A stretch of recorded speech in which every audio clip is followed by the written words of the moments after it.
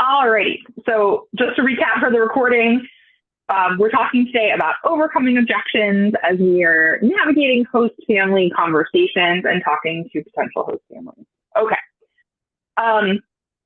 So one of the first things that you want to do when you're talking to a potential host family and they start to give you objections or they start to, talk about why they can't, all the reasons they can't do it. First thing to do is understand the objection.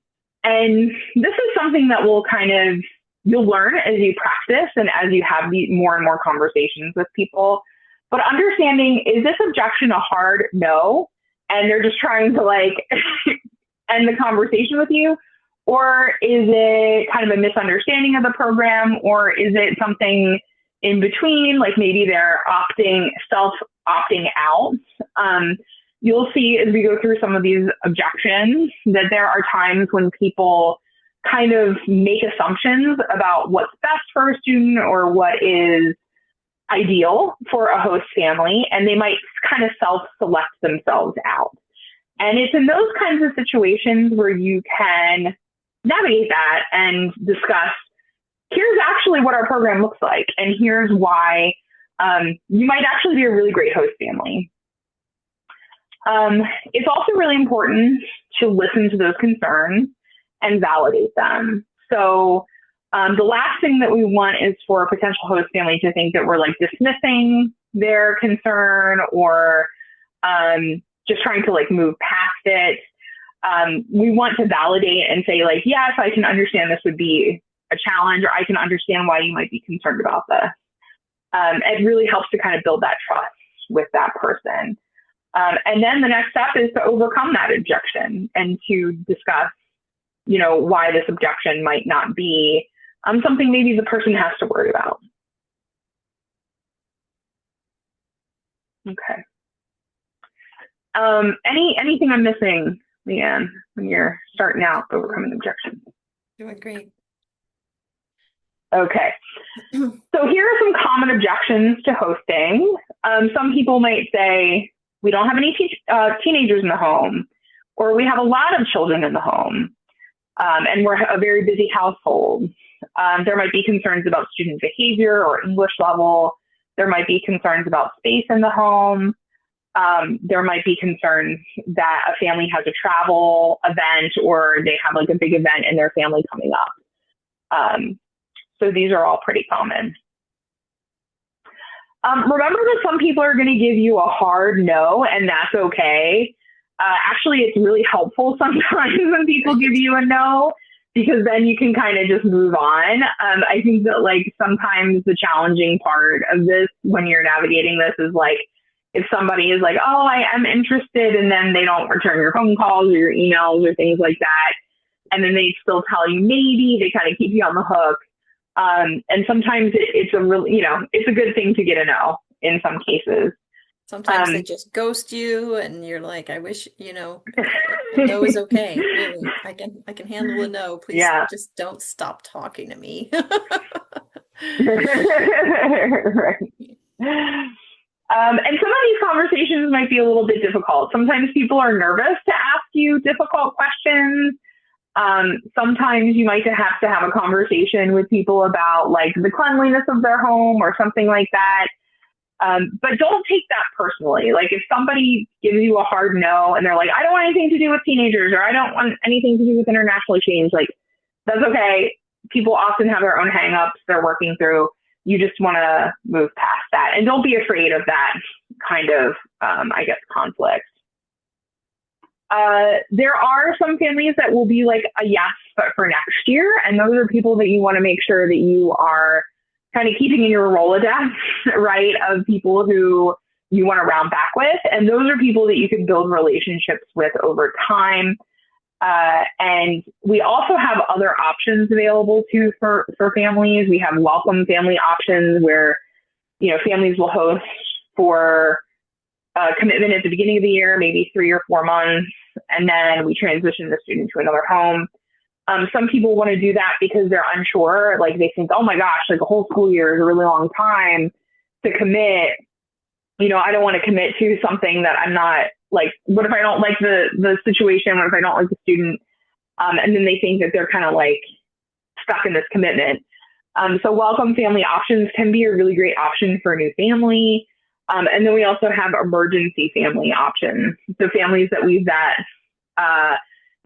in case there's like a student who needs to be moved quickly or unexpectedly. And those are great to have in our community, right? We love to have vetted host families waiting there if we need them. The other thing I can tell you from personal experience, as a person that was approached by my friend to host, and she asked me 3 years in a row. I never told her yes or no.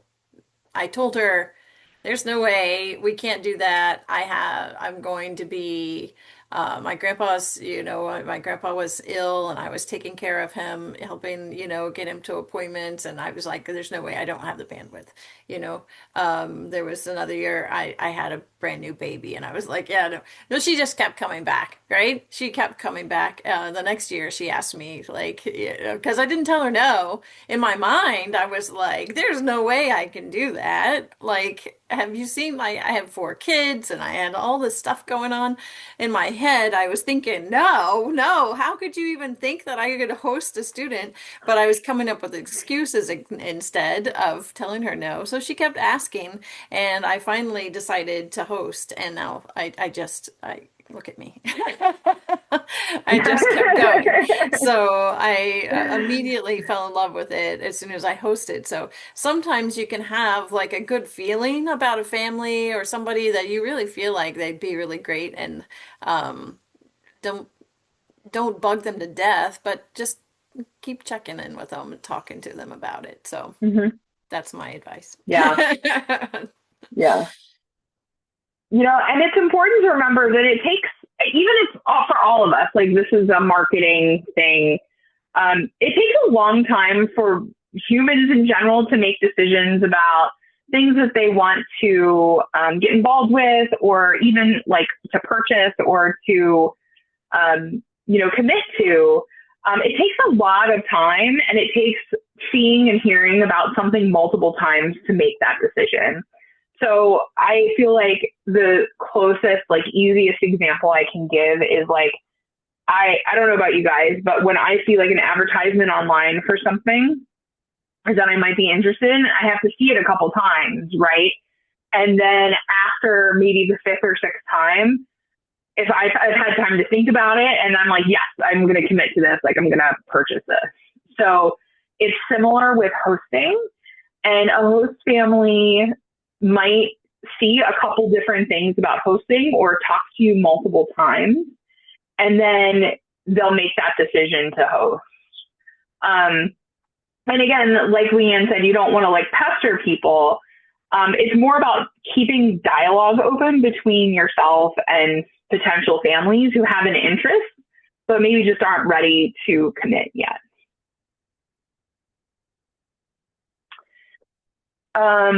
Okay, so what we're going to do next, first of all, we're going to move on to talking about some specific scenarios.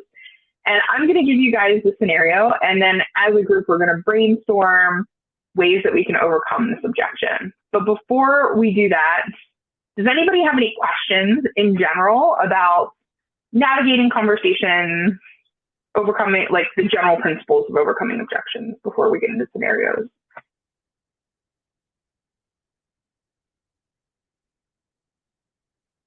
Okay, just raise your hand if you have a question at some point. Okay. All right. So, first scenario. My town is boring and we have poor public transportation. What might we say to somebody who would say this to us if we're talking to them about hosting?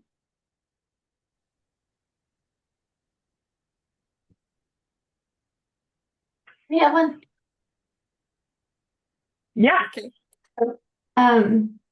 So I had one of my students on his application. He wrote that he wanted to go to some big city like San Francisco, and Waimea is the polar opposite of San Francisco. And I was very much lamenting when I got his application. I'm like, oh, he's gonna be so bummed being in a tiny town with like, and he's coming from Latvia, which he was already living in kind of a tiny town in the middle of nowhere. and he's going to come to our house and he's going to live in the middle of nowhere.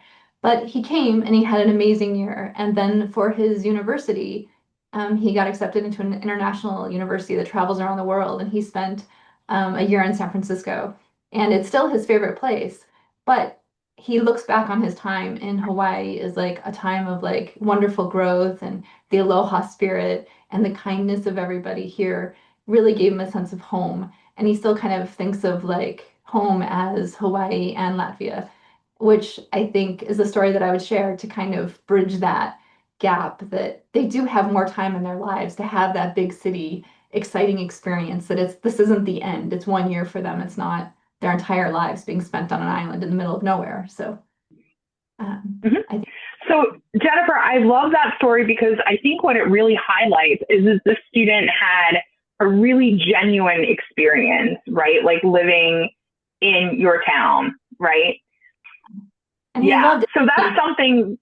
And it was small and it was homey, and I think it just gave him a safe place to launch from versus jumping into a big city right away and just being like, here we are, and instead getting to do it in university, and that it's not the end of their story.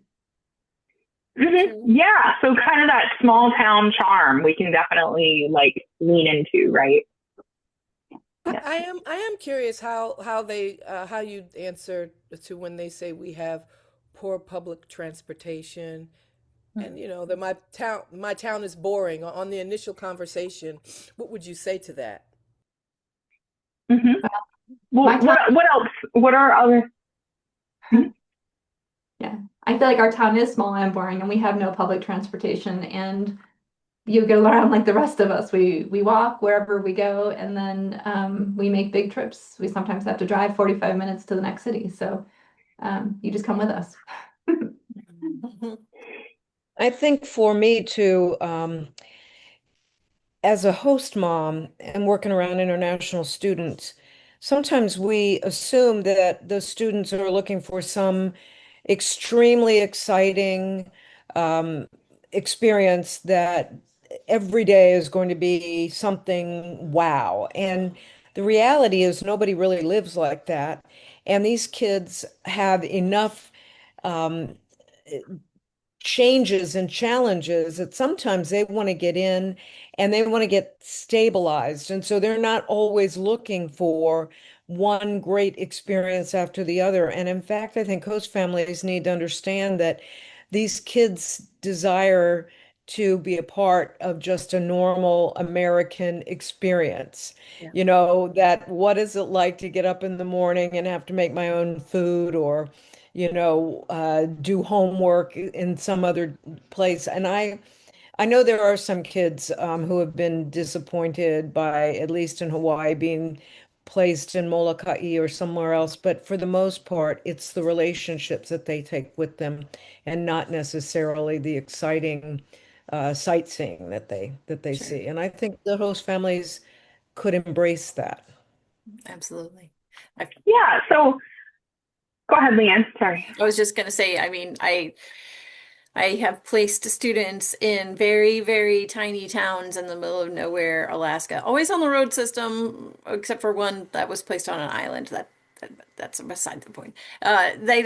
They didn't have like a big city experience, and unlike Jennifer, I tried to avoid placing students that had like these really big city dreams on their things, because I want them to, to feel like they're getting kind of the experience they wanted, but no exchange student ever dreams about being placed in Nikiski, Alaska, or even Anchorage, Alaska. They don't think about it. They don't think about that. They think about, Los Angeles and New York and, lots of different kinds of things, but they never think about Alaska. So there's always that time to help them refocus on that, because they really, at the core of it, the students want to have an American experience. And so to help them see that and kind of readjust their lens, and they always have a great year. So um, sometimes they just need a little support to Right. refocus.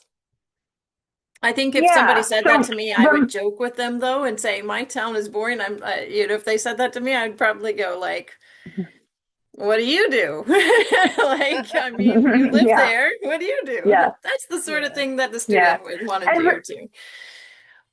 yeah, and remember the purpose of our program is for students to learn about everyday American life, or culture through everyday American life, right? So that's, and the students know and understand that. And you'll see as you get more acquainted with students, things that students really get excited about are things like Halloween, Thanksgiving, like things that we take, that we don't think about necessarily as extraordinary. But I'm going to flip to the next slide here. So here's our answer here. And I think we hit some of this stuff.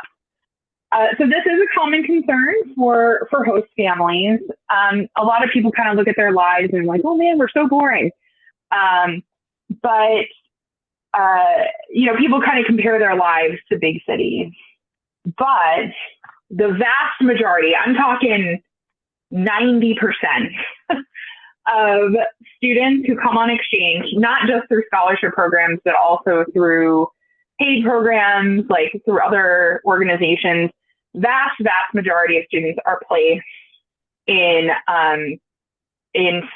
rural or suburban areas, okay, or small towns. So those kids who are saying they want to go to San Francisco or New York, they have a 90% chance of being placed on like a farm in Nebraska. Okay. So that's just how it is. And some of our largest, like American councils are, some of our larger hosting communities are in like Hawaii, Wisconsin, Iowa. And actually the most popular states, or I guess the states that have the most exchange students, are Michigan, Wisconsin, Texas, and I feel like there's one more. Oh, Minnesota. Those are the largest hosting. But this kind of addresses a couple of the things that we've talked about. There are some really amazing experiences that students have in small towns. When they go to a small town, they're very visible, right? Like they might be going to a smaller high school and everybody will know who they are because they're an exchange student. When they go to a larger community, sometimes they kind of disappear into the crowd, right? When you go to a high school that has like a couple thousand kids, right? If there's 1,000 kids in your school class, you just kind of, sometimes our students feel a little bit like they just melt into the ether. So small towns, like we all said, have a really great opportunity for kids to experience that small town spirit, things like Friday night football, local traditions, that kind of thing.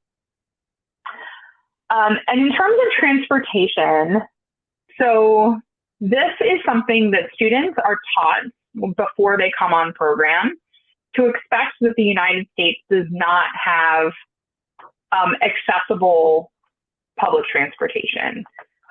Students, there are a lot of other countries in the world who have bus systems and subways and things like that, and that's really just part of the landscape of the country. But they are taught that they should not expect that they will have that access when they're here. And it is an adjustment. And we understand they're teenagers and sometimes things go in one ear and out the other. But students are taught that they will have to ask friends for rides and things like that. And they are expected to take the school bus, which many of them are very excited to do. So that transportation problem, unless they're literally like in New York or DC or LA, that's going to happen. That's an adjustment they're going to have to make no matter what.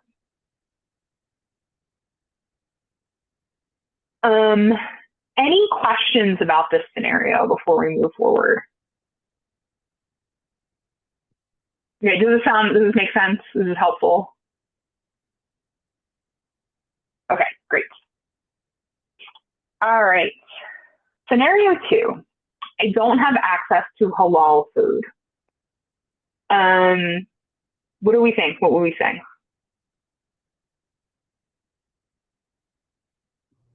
What is halal food? Good question. So halal food is, it's similar to kind of like kosher. So it is a food that is prepared. It's meat that is slaughtered in a way that is it follows Islamic law. And so some of our students will have fewer students who follow halal this year because we won't have the Yes program.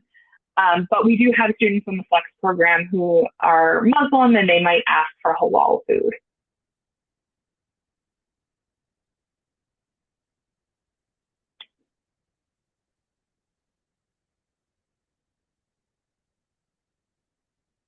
Any ideas how we might overcome this challenge or alleviate this concern from a host family? Well, I'll just say that not really a question, but more of a comment. First of all, I think this is very valuable information that you're sharing. When I joined last year, one of the first things I did was I created a page uh, that talks about my town, which I think is a kind of a boring town because even though I'm outside of Washington D.C., where I live is kind of boring. And I put together some information to introduce myself and the fun person that I am, so they could look forward Good to idea. wanting to spend time with me. I listed some fun facts about myself. I'm looking at it right now. But I also listed all about what's available in Stafford, Virginia, the different places that you can go that are, 10 minutes away, 20 minutes away, things where you can learn this and things where you can learn that. And I put that there just, to help with this a little bit. But some of the information that I'm learning here today is giving me an idea that maybe I need to, include a few more things. Mhm. So I just wanted to share that. Yeah. Okay, good. That's great. Can you hear Yeah. me? Yes. Okay. Yes. Is my video stopped now? I Yes. don't know. I'm so sorry about that. It seems like it's one or the other. Um, that's I love that. I love that idea that you just had to make a page and share that with the students who are coming. It must probably make it really exciting for them.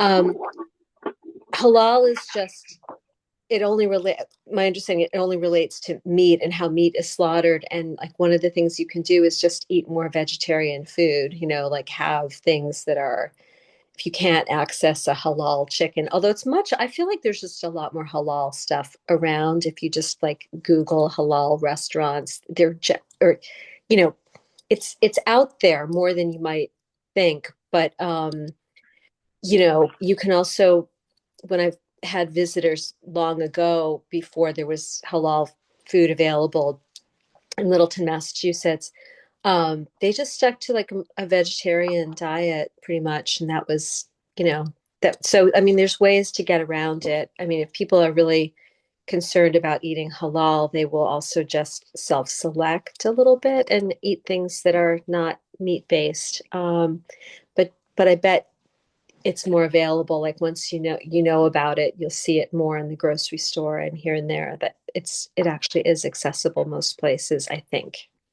I think in more rural areas, it is really difficult. So we do prepare the students to be more flexible with their diet, with, vegetarian options, talk about, if you make like a taco bar, have beans as another protein source, or you know, different options that you can do to make it vegetarian easy and not have to change everybody in your family's eating also. Hmm. When Yeah, I yeah. had I had a student from Senegal who is a Muslim, and then I had a step-in girl from Austria who was a vegetarian. And because I have a variety of people in my family, we decided as a family after those two experiences, we would choose to host someone who didn't have those dietary restrictions. I think that's a very real choice for families. I know that um, we don't want to say that they're discriminated against, but after having that experience, I realized that was a deal breaker for me. And I don't know that you want to tell that to a host family right up front, but they do have some, they do have a few choices about who gets placed with them, correct? Right. Right. Yeah, so yes. So, and of course, families can pick the student that they'd like, but I'd love to share a little bit about what we tell our students when they come on program. So, before the students come on program, there are several times where it is explained to them that they will not likely have access to halal.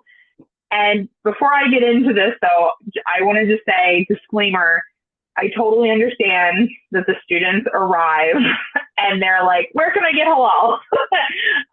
But rest assured, they are told multiple times that this might be something they might have to navigate. And they're teenagers, and I think sometimes they think like, oh, I'll be able to navigate, or I'll be able to get around that, or what have you.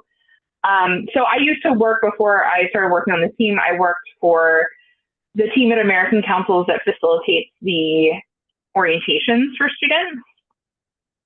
So that's kind of where I was able to kind of see how many times students were, told this. Students also, while they're filling out their application, they actually sign something that says that they understand that they might not be able to get halal in the community that they're placed in. So students are taught, through what we teach them at orientation, is just like Leanne said, that if they can't get halal, they may consider being vegetarian, and that they should also help take responsibility for cooking in like their own meals. And this can look like a couple different things in host families. So it could look like, hey, we're having spaghetti tonight. We're going to have like a pot of like meat sauce, and then we're going to have like a pot of like just marinara vegetarian. Okay. And like Leanne said, like taco night and stuff like that, students can make their own tacos and that kind of thing. So the other thing I just want to point out here is that this is a common thing that students are challenged with. It's just, we have to remember, put it into context, that many of our students who observe halal, they come from a country where halal is just part of the food system. Like it's not even a question, right? Like you go out to eat and that's just part of the food that they're given. And it's just really, really hard for kids to make that shift in their minds. However, they do all the time. And many students, they get it after they're here for a little bit. They adjust. It's a cultural thing. They adjust to it. They understand. And then they either eat a vegetarian or they navigate it in a different way. The other thing I want to also explain is that we do have religious advisors available to students. And if they're really, really struggling with this, we can have a religious advisor talk to the student, help them, feel a little bit more comfortable in navigating this. And we did this a couple times with some of our students this year. So it can be really, really helpful and really help kind of like alleviate some anxiety that students might have about it. I'm glad you brought that up. I was just about to ask about that. So thank you so much. Yeah. Yeah. Yeah. And then the only thing I want to add here is it can also be a really great opportunity to engage the student and the family in like learning about different foods, right? So like students are often told, hey, when you get to your host family, you should share some of your favorite recipes from home with them, right? And this can be a really cool and fun, bonding activity. So, but we have lots of families who don't observe halal and they host a student who eats halal, and they manage it and, they navigate the year. So it can be something that families can adapt to, and the student is really expected to adapt to.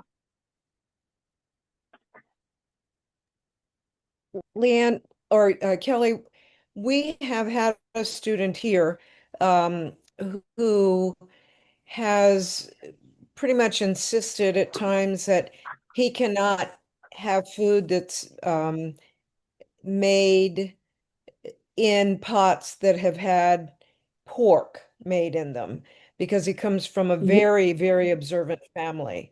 And because I'm not that local coordinator, I'm only aware of the problem. But we did have other kids who were pretty observant and would set guidelines like that. So in that case, do you advise getting the religious advisor involved? Because I remember being a part of this conversation with one Muslim girl arguing with this other student who was very observant. She says, I'm observant too, and you can eat that. And no, I can't, and I can't do this. And so Hmm. it set up a little bit of conflict that spilled over into the host family.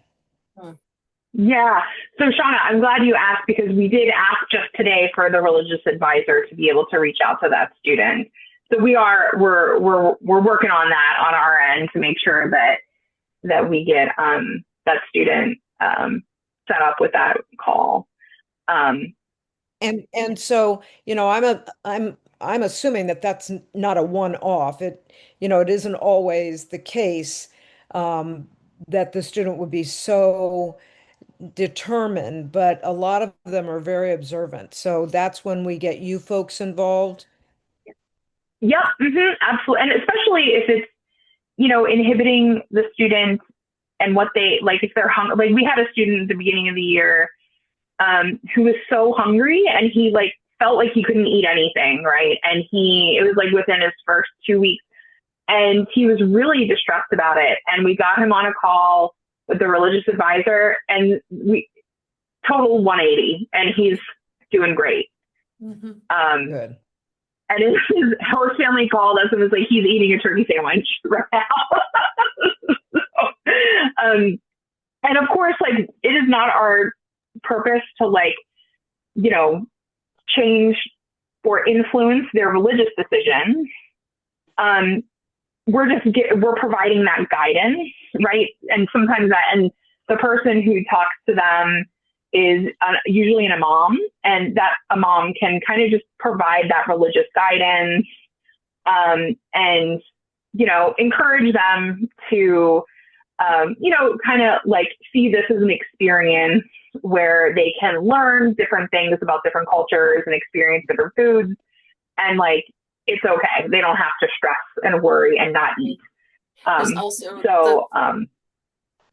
the fact when students first arrive, they have so many different changes, right? And food is comfort, and for that food to feel uncomfortable, it makes it even more uncomfortable, right? So then that's just really where the religious advisor can really help them to settle in and to feel comfortable with their choices, so they know what they can do and they don't stress about it, and then they can feel more comfortable with making good choices and that they can feel good about. Choices that they feel good Can about. I say something?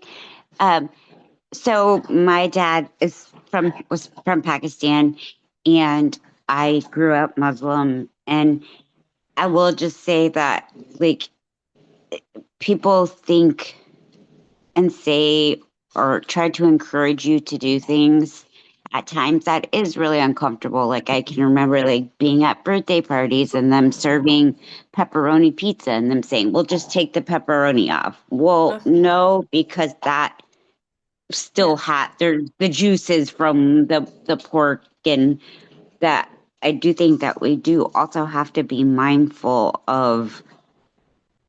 And I mean, we weren't even like ultra religious, but like that was something like for me, like that was really uncomfortable as a kid, and trying to navigate that or advocate for myself. So again, I understand like not wanting to have to go totally out of your way to do something, but at the same time, not making the kid feel uncomfortable about, their beliefs, or like,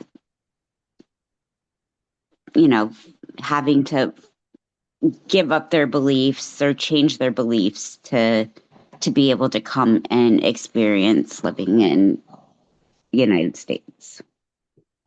Yeah, no, for sure. And the imam kind of helps them learn helps them talk through like what you know what I mean? Like how to kind of navigate and like how to learn. Like sometimes so this one kid in particular, he's just coming to the top of my mind. Like he had like an app where he was scanning, and I'm not sure.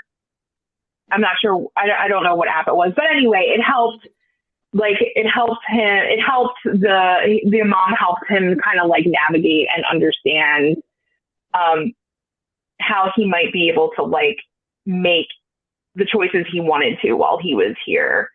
And there's a lot of anxiety, you know what I mean, that some students have, and it just kind of helps them talk through that and like figure out, you know, how they can feel more comfortable making food choices here while they're here. So, Kelly, yeah. I'm wondering, is there some sort of a frequently asked questions information or page on the website or something that the families can have access to before they come so that they kind of have a heads up on some of this? So we do have a frequently asked question on our website. And I'm trying to think back to remember if halal is on there. But basically, I can check on that. But yeah, but thank you, Mona, too, for sharing and helping. And I just want to say that like what we can do while we're talking to families who are considering hosting students that might follow halal is that we can help them overcome this, right? Like if they're really excited about hosting a student from a certain country and they are like, oh man, this kid would fit so great in our family, but we're worried about halal, you know, we can help that family kind of navigate that and learn how they can, you know, adapt to those dietary changes. So we don't want anyone to feel like they can't host because they're nervous about those dietary things. We can kind of help them with that.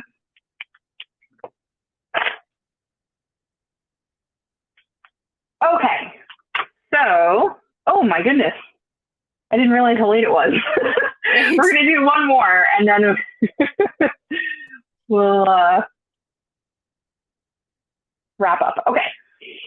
Scenario 3. I'm concerned about student behavior. Don't teenagers drink and smoke pot? What would we say?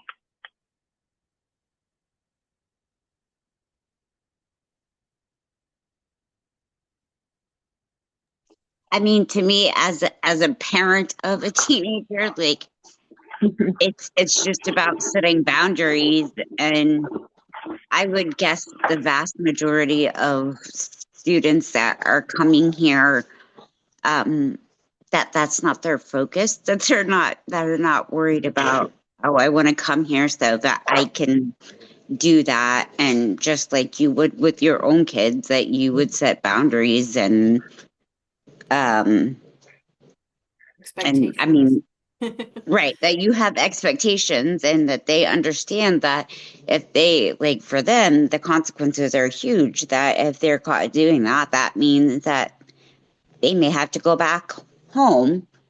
And, you know, that would be a big deterrent to that, for them, that they, you know, that they would lose out on this great experience because of, you know, doing that. And I don't think the vast majority of kids smoke and drink. So, Yeah. And I get it. Like if you haven't, you know, if you haven't had teenagers or you haven't had kids, that could be worrisome. But I think just talking through with them that that's not the vast majority, and we set expectations from the very beginning. And if those expectations are broken, the consequences are significant for those students. So, yeah, for sure. And then just, sure. I think, encouraging them too, that, like, you know, if that's something that they worry about, or worry about setting expectations, that's something that we can help them with. And I mean, I certainly had that because my original host family, their kids were much younger, and I think they didn't feel comfortable setting those boundaries and just helping them come up with a list of, okay, this is what our expectations are going to be, and then just really making sure that they're, that they stick to the guns about those things. Yeah. No, for sure. I think that's a really great point. This is also a great opportunity to share, like Mona, like you just said, that the parents will be able to parent the student, right? Like that's part of our ask of them, is to set those boundaries and to, have clear expectations with students. Mm-hmm. And yes, you hit the nail on the head. Like, our students are motivated to stay on program, right? And if they do things like that, they risk being sent home. So they are very motivated to not do those things. Because we're running short on time, I'm just going to go through this really quickly. I think you hit pretty much everything, Mona. This is also an opportunity to share and kind of reassure the family that we are there to support them. You're there to support them as a local coordinator. American Council is an organization. We're here to help support the family. And we provide that monitoring and oversight. And if this were to happen, we would absolutely act on it. We have our own, like American Council we have our own like disciplinary action system. So students can get a warning letter. Well, before that, they can get like a letter of encouragement, which is typically like if a student needs a little bit more direction on things that are more, I would say, typical, like not major rules violations, like a student who might be struggling to do their homework or something like that might get a letter of encouragement. Put the cereal box back in the pantry. Right, yeah. And then we also have a warning letter, and then we have a probationary letter. And usually, like if a student, it depends on the situation, but a student is either put on probation or they're sent home if something like this happens. So we do have that process and support for the families. Mm-hmm.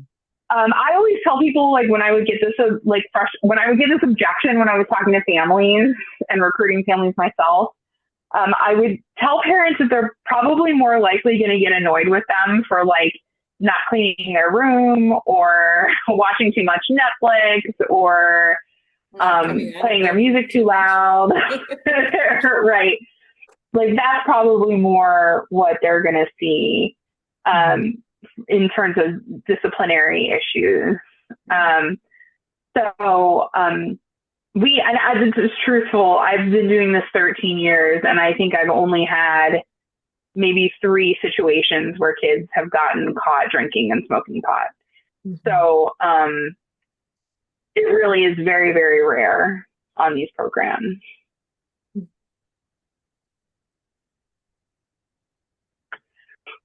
Okay. Scenario 4, my life is pretty boring.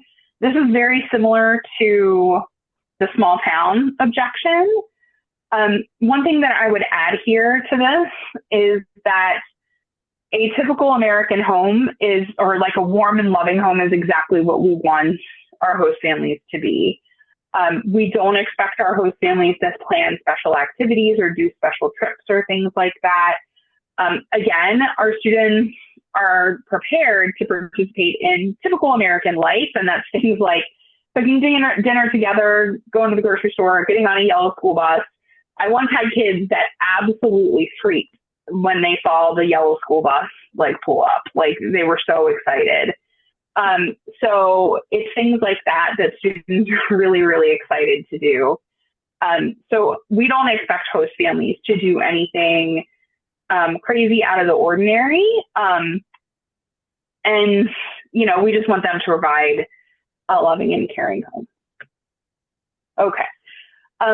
We're very busy. This is the opposite. We're very busy. Our kids in sports, we're always running around. An active lifestyle is usually a really great fit for a student.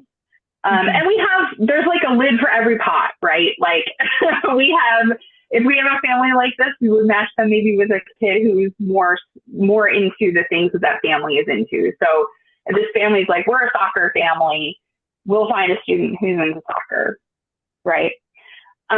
Busy families can also be really great because like there's very little time for students to be homesick, right? If they're like always on the go, always doing something, there's just not a lot of downtime, and it gets kids integrated really quickly.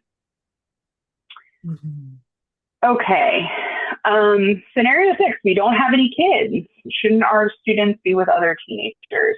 So we have a lot of families who host, who are empty nesters, or they've never had children at all. They're not planning to have children.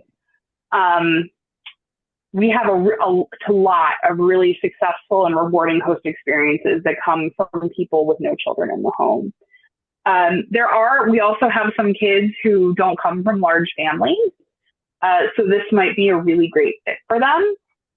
And again, it's like when we have retirees who host, and our students love living with retirees because usually they're like very available to be there to support the student and go to like the sports games and the recitals and things like that. So I would say like, I don't have an exact like statistic in my head, but I feel like it's almost, Leanne, I don't know if you think the same, but it's got to be like a solid 40% of people who are retirees or empty nesters who host. They make really It's great a host pretty, families. That and young yeah, adults like the Rai said that picture that we had before, that are, they just yeah, never had kids, or single adults that have never had kids, or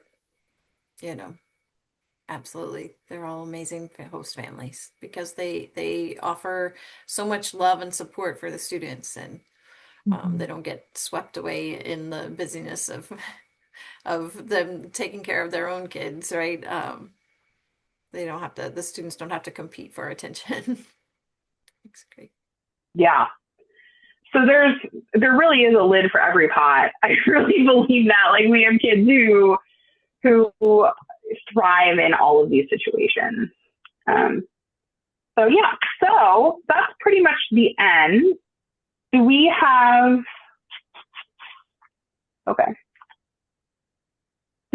questions, comments, concerns, I have a question. other scenarios? Mm-hmm. Yeah. Well, this question is very spontaneous. I'm looking at in my community where I posted something where I said my name and that I'm part of the American Councils and what I do, and seeing if there's any families that would be interested. And I think I posted this a few days ago, and I just happened to see right now someone left a question that says, "Do you evaluate foreign credentials?" I don't know how to respond to that.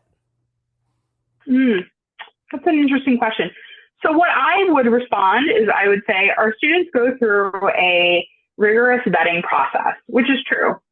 If that's the question they're asking, I would say like, are you asking about how students are selected? If so, our students go through a rigorous vetting process and application process, and it typically takes about a year between when a student submits an application and when they come on program. And students also, in addition to our screening, they go for visa interviews and things like that, and they have to get their J1 visa at their local embassy. So I would probably respond that way and see if that's what they meant. Mm-hmm. Okay. Thank you. Yeah.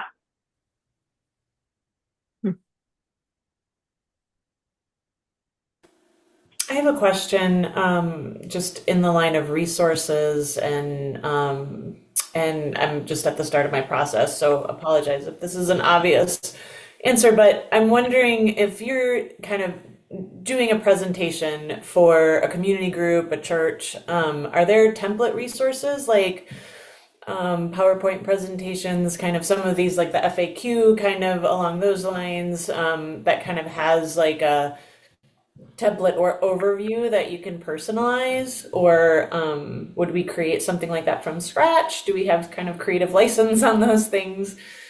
Sure. So we do have a couple of template presentations that we can give you. And we also have like pre-written listserv and social media postings and things like that. Mhm. So yeah, just let us know what you need and we can send it over to you. Thanks. Kelly, are you available for, like, if I wanted to, because in my mind I'm thinking I'd want to do a few events where people, like a Mm-hmm. information type event where people in my community could come and, learn about the program or maybe get some of these frequently asked questions answered, something like that. I would like to, Mm-hmm. I'm interested in doing something like that in the near future, and I was just wondering how that would work, with you and Leanne, you know? She's closest to Yeah. Aaron, right? Not she's not close to Dan. I'm trying to think of which local coordinator Dan is she's like closest. over here and Sally's like down here. Yeah. Because I Um, need it to somebody that I would like someone that knows more than I do, yeah, so they for can, sure. No, absolutely. Yeah, yeah, no, we because can totally set up a meeting and we can talk about like having you do events and seeing where we can get you kind of like starting to network. yeah, Sure, and I think she would I'm like you talking to on go and do Zoom. an event with her. Yeah, it would be a Zoom. I would probably do Oh just yeah. like Oh, a it would Zoom be. event, that'd be fun. Yeah, I'm gonna I mean, I'm gonna be I'm in on. DC April 6th through the 15th, but you're talking about virtual. Virtual events are great. I have a friend in North Carolina that does those, like question and answer nights, and she'll advertise it. And she has a lot of families that come and ask her questions about exchange. She works for a different organization, and she works through 4-H, and she has her 4-H families that she yeah, taps Yeah, into. But I I would mean, you like to could put do it that. out for the public too. I think that's a fantastic idea. Well, I would like to do that, but I would Yeah. also be interested in like sitting in on somebody else when they're doing it, so I can get some ideas and inspiration. If you know of Yeah, no, anyone. for sure. And we can do like in-person event. Actually, Sally, we tried to do an event at CD Hilton High School in Woodbridge like 2 weekends ago, and it like didn't work out. And You may stop unfortunately, the recording. school we Yeah, were stop working with, recording. Sorry. yeah. Keep going. So